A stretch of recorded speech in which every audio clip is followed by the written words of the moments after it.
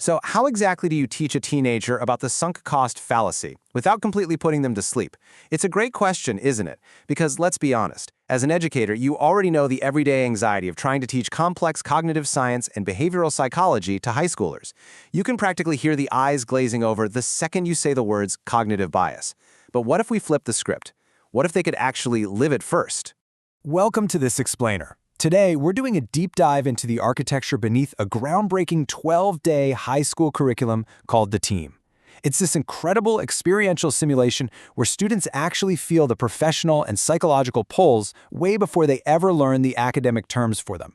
Let's decode exactly how this engine runs. Okay, let's dive right into this roadmap. First, welcome to RCDC. Then, experience before vocabulary, navigating cognitive traps, why the boring choice wins, taking calculated risks, and we'll wrap up with measuring human reasoning. Section 1. Welcome to RCDC. Now, in this simulation, your students step directly into the shoes of junior associates at a civic nonprofit called the Riverside Community Development Corporation. Their job, deciding the ultimate fate of a highly contested 4-acre lot. Now, your immediate fear is probably, okay, but is this going to be a nightmare to run? The short answer is absolutely not. You do not need to be some cognitive science expert because an automated workbook actually handles all the complex math behind the scenes while the students log their decisions. And your class time? It's managed through what's called the DIIE daily model. It breaks down perfectly, so every 50-minute class period is rigidly structured. You open with a quick diagnosis script, set up the work with the intervention, then you run the implementation, that's where the students do all the heavy lifting, and finally, you close it out with an evaluation question. It is incredibly easy to manage, keeping the focus exactly where it belongs, on student discovery. Moving right along to Section 2, Experience Before Vocabulary. This really brings us to the pedagogical magic of the entire curriculum design. Like, how do we make these complex concepts actually stick permanently? The secret sauce is discovery-first design. Think about it. If you just hand students the vocabulary up front, like defining confirmation bias on day 1, it instantly creates this defensive posture. They're just going to memorize a definition for a test without doing any real self-reflection. So instead, this simulation is built to let them make authentic, messy mistakes first, actually feeling those cognitive pulls in real time. To give you an example, on day 0, students write out these abstract predictions about what they think they'll struggle with, and they literally seal them in an envelope. They don't look at them again until day 11 during what's called the reveal bridge. Unsealing those envelopes creates this visceral shock, this massive aha moment, where they realize exactly how these psychological pulls manipulated them. It's an experience a textbook just cannot provide. Which brings us to Section 3, Navigating Cognitive Traps. Let's pull back the curtain for a second. Running quietly in the background of this team room is a highly rigorous academic engine packed with curated cognitive traps. We're talking the spotlight effect, the confidence trap, the halo effect, status quo bias, authority bias, anchoring, the bandwagon effect, in-group bias, the sunk cost fallacy, and the false consensus effect. It is a robust research backbone that maps directly to employer-identified skills. Your students are basically tackling graduate-level psychology, completely disguised as everyday office drama. Now, what's really interesting about this slide is how these traps actually play out. Take the case study of a fictional teammate, David Park. So, David has an MPA in public economics, and he writes this incredibly confident real estate pro forma email. But here's the catch. Real estate finance is completely outside his specific domain. This scenario brilliantly tests authority bias, deliberately pulling students to blindly defer to David simply because he sounds authoritative. All right, on to Section 4, the boring choice wins. Let's shift gears and look at the systemic grading architecture.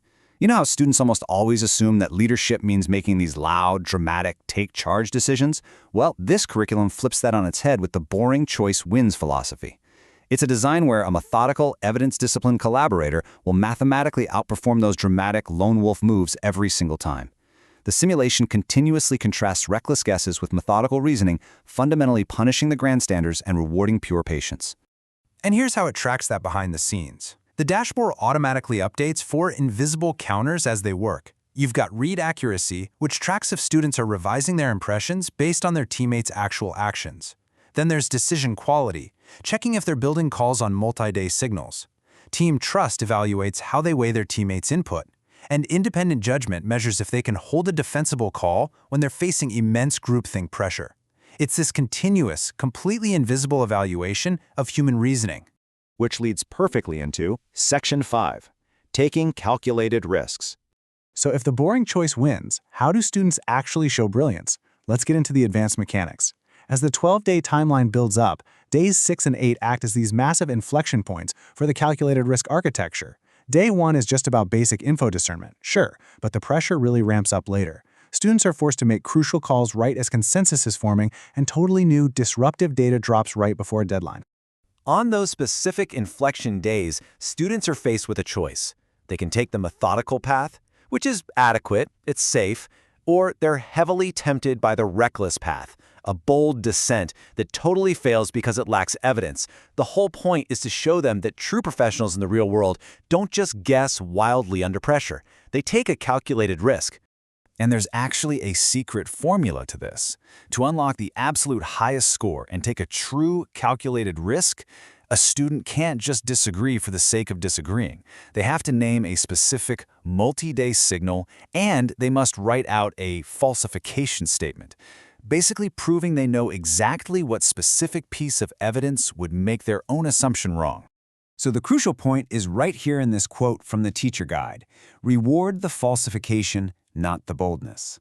If a student is loudly dissenting but literally cannot articulate what would prove them wrong, they're just grandstanding, and the system will score them lower for it. It's a brilliant way to enforce the lesson that analytical rigor will always beat theatricality in the workplace. And finally, Section 6, Measuring Human Reasoning. So we've reached our final destination. How on earth do educators translate this massive, complex 12-day psychological journey into a concrete, defensible grade? Well, out of the 120-point total, there are absolutely 0 multiple-choice tests. The vast majority of the weight, 80 points, relies on their daily journal narrative reflections. Peer critiques make up 16 points, and the final 24 points rest entirely on the massive Day 11 capstone, the operating principle statement. And let me tell you, that Day 11 capstone rubric is rigorously structured. Students have to demonstrate pattern recognition by explicitly naming the research terms of the traps they fell into. They have to lay out their workplace philosophy, show stakeholder awareness by identifying the silent third parties, like unrepresented renters, and they have to engage a specific counterargument, make a future commitment, and transfer their learning using real-world frameworks. It requires a really deep synthesis of the simulation they just lived through. I want to highlight this fundamental philosophical anchor. Grade reasoning about people and process, not the recommendation they reached. This is absolutely crucial. A brilliant reasoner can completely pick the wrong real estate developer to win the bid, but if their evidence discipline and their falsification skills were flawless, they still score a perfect grade, because it is all about the how, not the what. I'll leave you with this final provocative thought. If a high schooler can learn to explicitly falsify their own biases, resist authority, and navigate cognitive traps in a 12-day simulation, how is that going to change the workforce they're about to enter? Just imagine a whole generation showing up with that level of psychological resilience and clarity. Thanks for exploring this explainer with us. Keep questioning and keep innovating.